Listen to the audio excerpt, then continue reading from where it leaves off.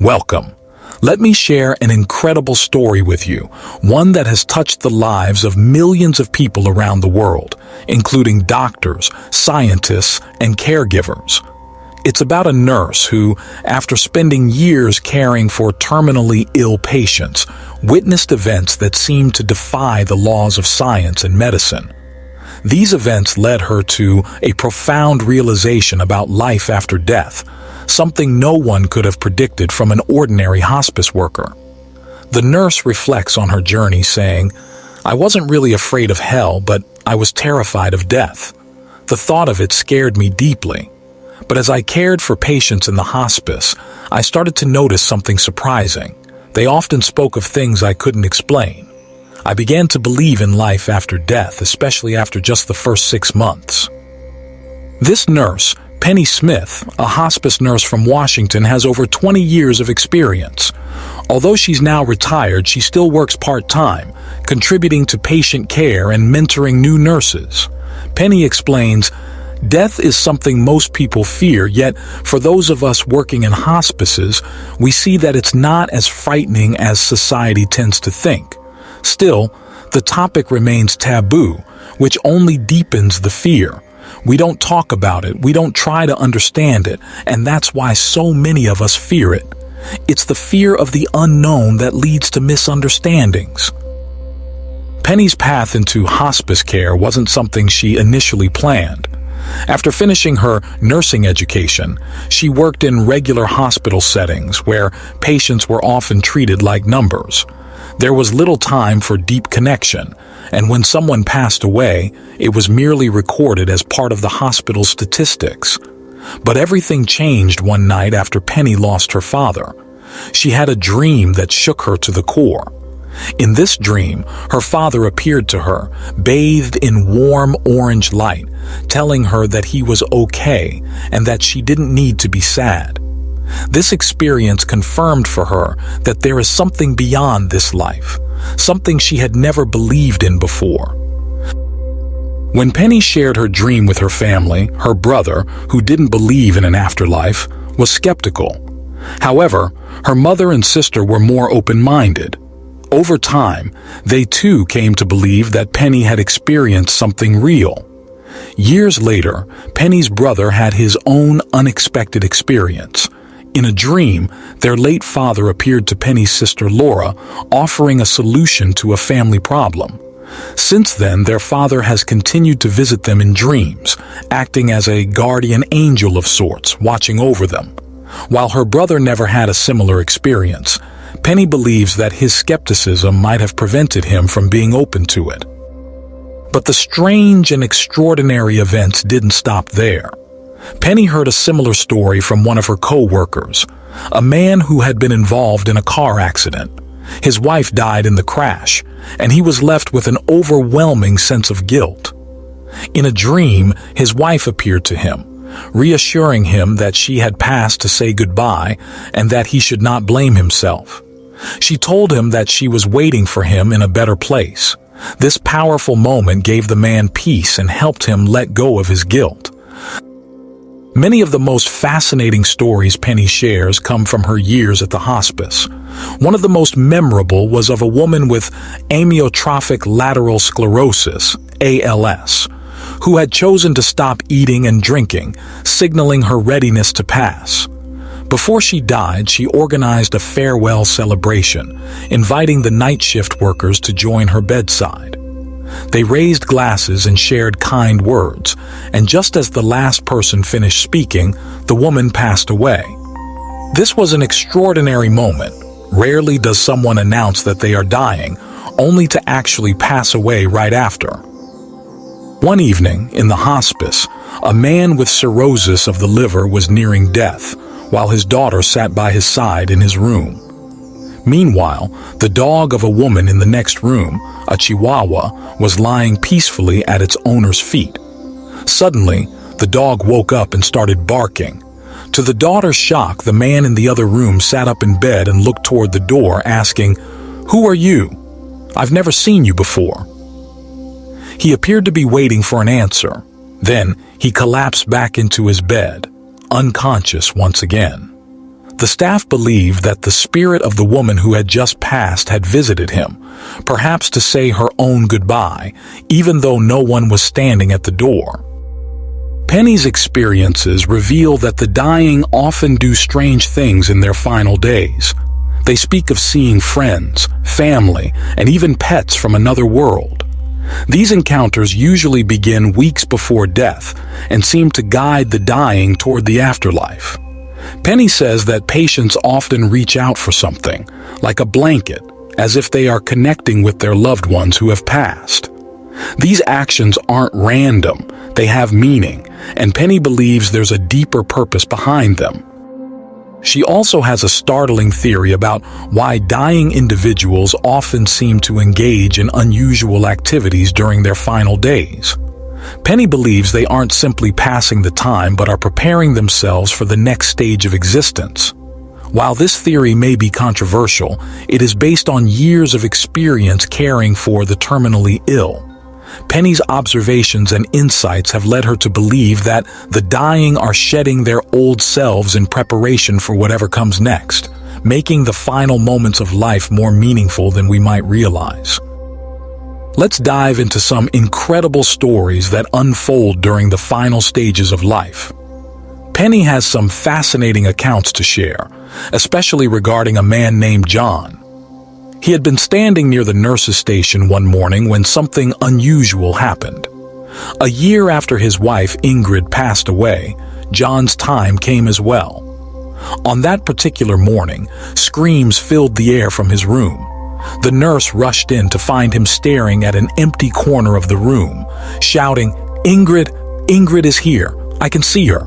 She's coming to take me with her. She's going to take me forever. She'll come soon, maybe tomorrow." He cried out, but the days passed, and Ingrid didn't appear. John held on for a few more days, and it wasn't until the third day that he passed away. When his sister Gina arrived to take care of his belongings, she listened as Penny recounted the experience. Gina chuckled softly, saying, "That sounds just like Ingrid. She was never on time for anything." Penny couldn't help but smile at how true that seemed to be, even in death.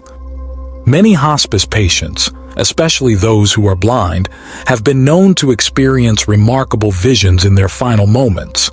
Penny remembers one such patient, an elderly woman who had lost her sight years earlier due to an accident.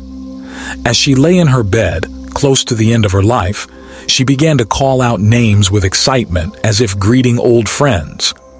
"Rob, you're here too. Millie, I'm so glad to see you all." Penny was once asked by the daughter of another patient to give her mother an anti-hallucination medication. As Penny walked into the room, she overheard the elderly woman calling out the names of family and friends who had already passed away. The nurse explained that these weren't hallucinations but real visions. These were the loved ones who had gone before her, coming back to comfort her. "Katie, Ben, you've come for me," she cried out as if seeing them in the room. Penny reassured the daughter, letting her know that her mother wasn't losing touch with reality. She was seeing the people who had left this world, and it brought her peace in her final days. Hospice staff, like Penny, often notice that children, who have less experience with loss, tend to encounter pets or loved ones who have passed away. It's not unusual for children to see and communicate with these spirits, and in many cases, they find comfort in these experiences. While it's more common for children to see pets they've lost, it also happens with deceased relatives. One of the things that makes this so remarkable is that children, unlike adults, often have fewer preconceived notions or social pressures about what they should believe. In many cases, the presence of these visions or encounters brings comfort rather than fear. Penny believes that as someone's physical health declines, their spiritual awareness often increases. It's almost as if they begin to transition between this world and the next, gaining a new understanding of life's deeper meanings and mysteries. As death nears, many individuals start seeing the world through a different spiritual lens, gaining insights they might not have had before. The physical signs of dying are unique and can be subtle. As the body prepares to pass, individuals often become more withdrawn, sleeping more, eating less, and losing interest in things around them. As the body slows down, blood circulation decreases, causing the skin to become pale. Breathing can become more labored. In the final days, weeks, or even hours, the awareness of the physical world begins to fade. It's not uncommon for someone nearing death to appear unaware, even if they wake up or become alert for brief moments. During the very last hours of life, many patients lose all recognition of their surroundings and seem to drift away into another realm. A question that often arises is whether those who have near-death experiences see angels. While there's no definitive answer, many patients claim to see someone or something comforting in their final moments. Sometimes these visions start as vague shapes or shadows, with the person unable to immediately identify who or what they're seeing. But in many cases, they believe they are seeing angels, sometimes in various forms. The frequency of these visions is so common that they are often considered one of the signs that death is near. When family members ask the dying person if they've seen anything unusual, it's often then that the patient shares these incredible experiences, ones that might otherwise have gone unspoken. People who have had such experiences are often reluctant to share them out of fear of being labeled as delusional. While the precise cause of these visions remains a mystery, what's clear is that neither medications nor illnesses are to blame.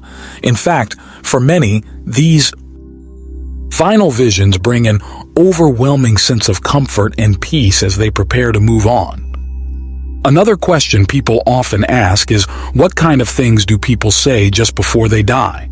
Many believe that death is preceded by profound last words, filled with wisdom or enlightenment. However, the reality is quite different. Most people pass away peacefully in their sleep, unaware that they are speaking their final words. Even when individuals do speak before passing, it's usually something brief or unexpected. Penny recalls a patient who, just before passing, told her, "I'm ready to end the call for good." While these types of moments are rare, they do happen, but it's unlikely that someone will utter something incredibly profound in their final moments, as movies often depict.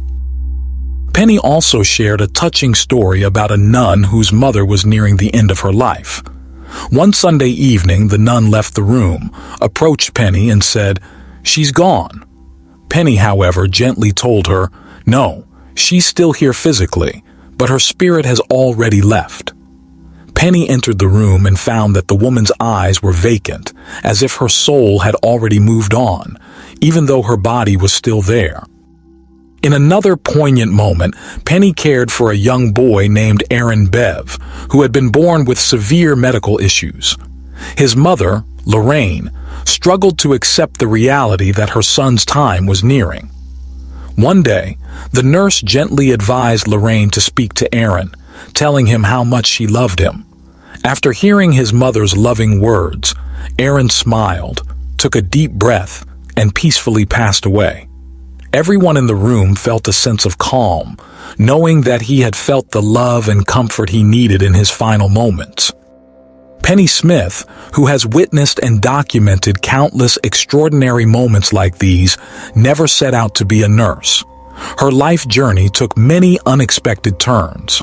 Born in 1958, Penny's early years were difficult. She faced challenges such as an unplanned pregnancy, struggles with alcoholism, and even a stint in jail.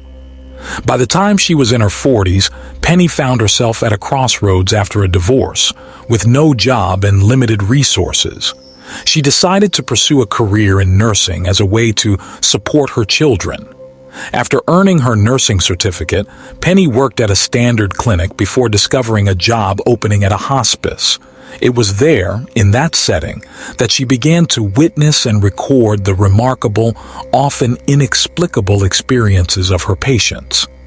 In 2020, when the pandemic forced everyone into isolation, Penny started sharing these stories through social media, and her experiences eventually became the foundation for a book. Penny believes that it's her responsibility to share the realities of death with others.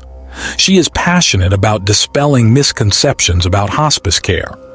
Contrary to popular belief, hospice workers don't rush death or drug patients into oblivion. Instead, their goal is to provide comfort, support, and care to make the patient's final days as peaceful as possible. Penny's authenticity and transparency in her books and videos stem from her genuine desire to educate others about this sensitive topic. She feels it's important to face death head-on and start open, honest conversations about it. After all, death is an inevitable part of life, and one day we will all experience it in some form. What do you think of Penny's insights? Do you find her experiences believable? Share your thoughts in the comments. If you enjoyed this video, be sure to hit the like button.